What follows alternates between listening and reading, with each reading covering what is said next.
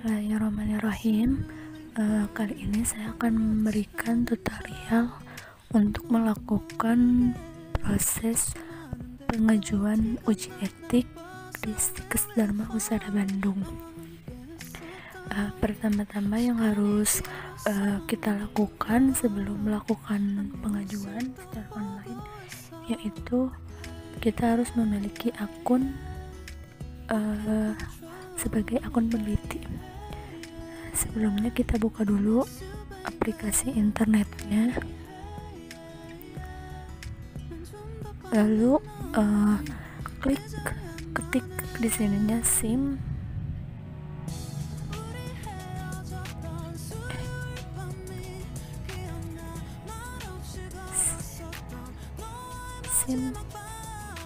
ppkn.kemenkes.go.id.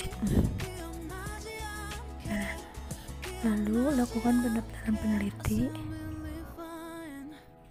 Di sini ada beberapa hal yang harus diisi oleh peneliti. Nah, semua data yang ada di sini harus terisi semuanya. Lalu nanti klik simpan dan peneliti akan mendapatkan username dan password. Setelah melakukan pendaftaran, maka peneliti bisa login di sini. Masukkan username dan password peneliti.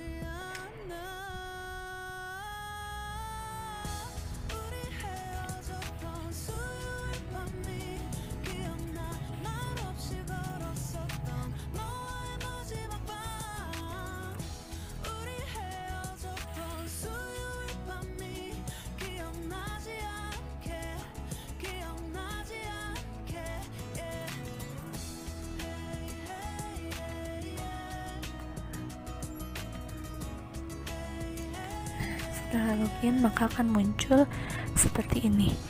Di sini peneliti sudah bisa melakukan pendaftaran. Form pertama yang harus diisi yaitu form di pengajuan. Di sini klik,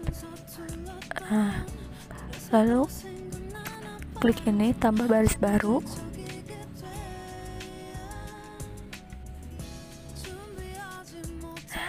Di sini ada beberapa pertanyaan yang harus diisi oleh peneliti.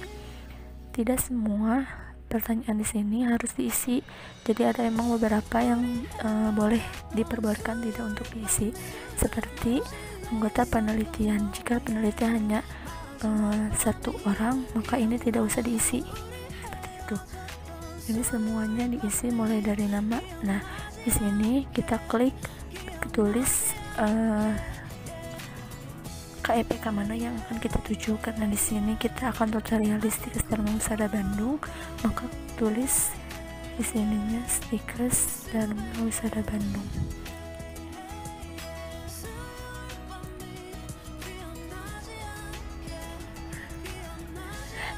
Di sini ada KEPK Stikes Dharma Husada Bandung.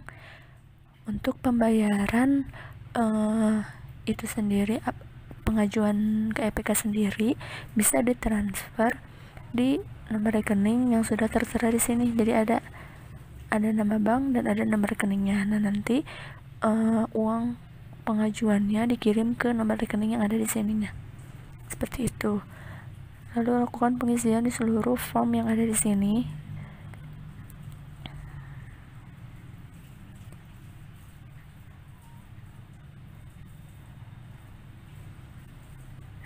Untuk surat yang harus di-upload di form pengajuan ini ada surat pengantar. Surat pengantar ini yaitu surat pengantar dari kampus peneliti. Jadi jika peneliti merupakan mahasiswa dari Stikes Dharma Husada Bandung, maka surat pengantarnya yaitu surat pengantar dari program studi peneliti itu sendiri.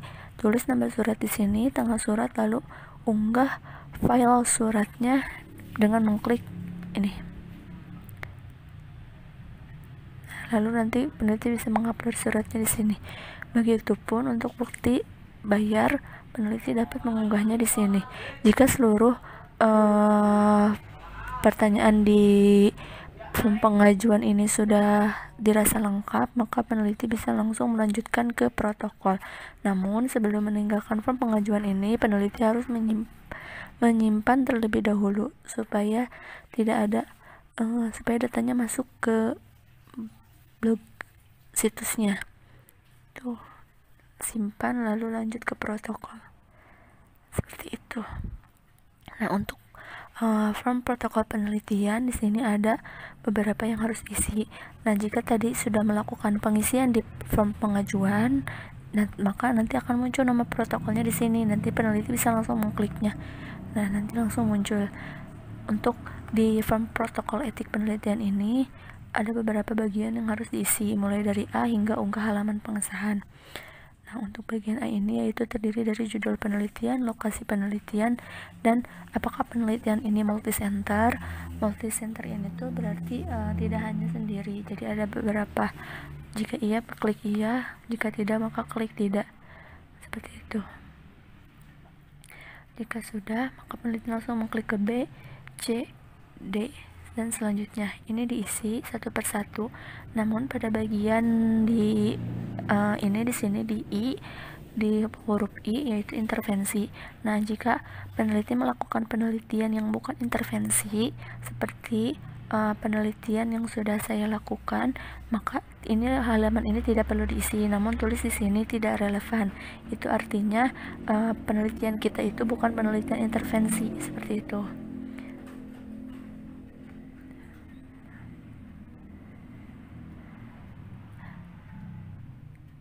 Ini masih di penelitian intervensi, jadi ini tidak perlu diisi jika memang bukan penelitian intervensi. Nah, di sini ada manfaat, ini diisi semuanya.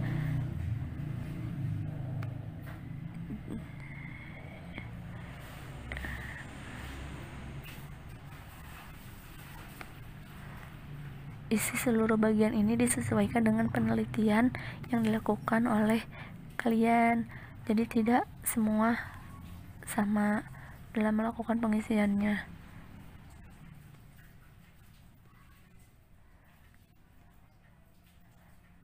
Untuk daftar pustaka ini sendiri, yang dimasukkan ke dalam daftar pustaka ini tidak seluruh daftar pustaka yang ada di proposal penelitian, melainkan hanya daftar pustaka yang dijadikan acuan dalam yang dimasukkan ke dalam protokol ini.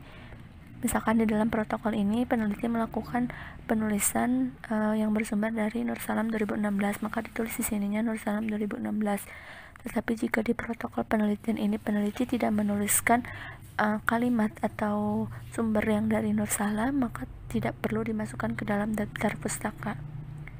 Nah, untuk bagian CC ini di sini seluruhnya yaitu data-data yang perlu diupload oleh peneliti. Ada ini CV peneliti utama, CV anggota penelitian. Jika ini tidak ada, maka ini tidak perlu diupload.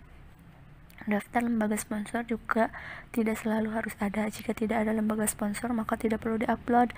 Nah, surat-surat pernyataan ini yaitu surat pernyataan seperti inform consent dan lain-lain juga bisa dimasukkan. Nah, untuk instrumen kuesioner dan lain-lain bisa diunggah di sini. Dan ini untuk inform consent dimasukkan di nomor 6. Untuk draft proposal sendiri bisa dimasukkan di nomor 5. Seperti itu. Nah, jangan lupa yang terakhir yaitu unggah halaman pengesahan. Halaman pengesahan ini yaitu halaman pengesahan yang ada di proposal penelitian.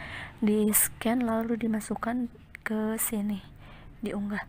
Setelah itu lalu klik simpan dan bisa lanjut ke self assessment. Nah, untuk self assessment ini ada 7 poin yang harus diisi oleh peneliti, mulai dari nilai sosial klinis sampai dengan inform consent. Di sini pertanyaannya, pilihan jawabannya yaitu iya atau tidak. Diisi seluruh pertanyaannya mulai dari 1 sampai dengan 7. Lalu jika sudah, bisa klik selanjutnya. Ini bagian kedua yaitu nilai ilmiah. Jika nilai ilmiah ini sudah selesai, maka bisa langsung klik selanjutnya. Atau jika peneliti takut terjadi gangguan di server jaringan, maka peneliti bisa selalu mengklik simpan untuk menjamin data sudah masuk sebelum dikirim ke KEPK. Ini diisi sampai bagian yang 7. Ini yang terakhir, yaitu inform consent. Penelitian ini dilengkapi dengan persetujuan setelah penjelasan PSP atau inform consent merujuk pada 35 butir C secara lengkap termasuk uraian seperti berikut ini. Nah, ini klik iya jika memang ada, klik tidak jika memang tidak ada. Lalu peneliti bisa menyimpan, klik selesai, dan nanti ini gagal gara-gara saya tidak melakukan pengisian di sini. Nah, jika nomor protokol ini yaitu bisa diisi. Nanti jika sudah mengisi pengajuan, maka akan ada nomor protokolnya. Lalu setelah diisi, peneliti bisa langsung mengirimnya di sini, kirim ke KEPK. Jika ini sudah dikirim, maka pengajuan sudah dilakukan. Nah, untuk melakukan pengecekan sudah sampai mana progres protokol yang kita ajukan, peneliti bisa mengklik di bagian ini, progres protokol. Nanti di sini akan ada protokol yang kita ajukan.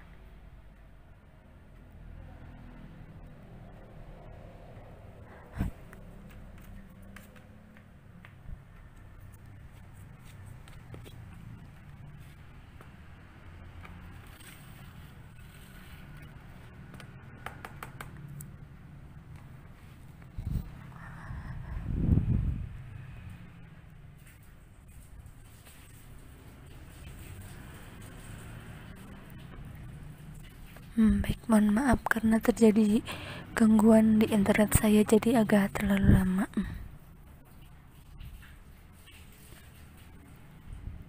Nah, untuk di sini sendiri ada beberapa bagian. Nah, untuk ini form pengajuan yang tadi yang pertama kita isi, ini yang kedua, dan ini yang terakhir yang self assessment. Nah, di keempat ini yaitu hasil telaah. Hasil telaah ini merupakan hasil akan ada isinya jika akan terdapat data jika dari tim KEPK yang kita ajukan sudah melakukan sudah memberikan keputusan apakah pengajuan kita ini layak etik atau tidak. Nanti akan ada hasilnya di sini. Nah, baik, untuk progres protokol ini kan kalau sudah ada seperti ini, kita klik. Setelah diklik, lalu buka, lihat data yang terpilih, maka akan muncul seperti ini. Nah, untuk yang pertama melakukan pengajuan, maka akan ada seperti ini. Anda mengajukan protokol, akan ada. Setelah itu Anda mengisi protokol. Nah, jika sudah ada Anda mengirim protokol ke KEPK, maka sudah dipastikan pengajuan Anda sudah terkirim ke tim KEPK yang Anda tuju. Nah, jika sudah ada hasil seperti ini, resume protokol telah cepat protokol, maka protokol yang kita ajukan sudah dalam proses yang sedang proses telaah oleh tim KEPK itu sendiri. Nah, jika sudah muncul putusan awal seperti ini dan sudah ada tulisan keputusan layak etik, maka sudah dipastikan bahwa pengajuan kita sudah selesai, dan hasilnya bisa kita lihat di hasil telaah ini. Klik di sini. Nah, jika sudah ada seperti ini, berarti protokol kita sudah bisa mengunduh surat dari surat pembebasan etik. Untuk mengunduhnya kita bisa klik ini, lalu ada di sini unduh, klik, maka akan otomatis terunduh filenya. Nah, untuk suratnya sendiri seperti ini. Jika suratnya sudah ada dan sudah bisa diunduh, maka proses pengajuan etiknya sudah selesai. Adapun untuk pengajuan, jika terdapat perbaikan yang harus kita lakukan, maka akan muncul di sini protokol yang perlu perbaikan. Jika tidak ada di sini, tidak ada data, maka protokol yang kita ajukan tidak perlu diperbaiki. Seperti itu. Mungkin demikian yang bisa saya sharingkan dalam proses pengajuan etik. Kurang dan lebihnya saya mohon maaf. Terima kasih.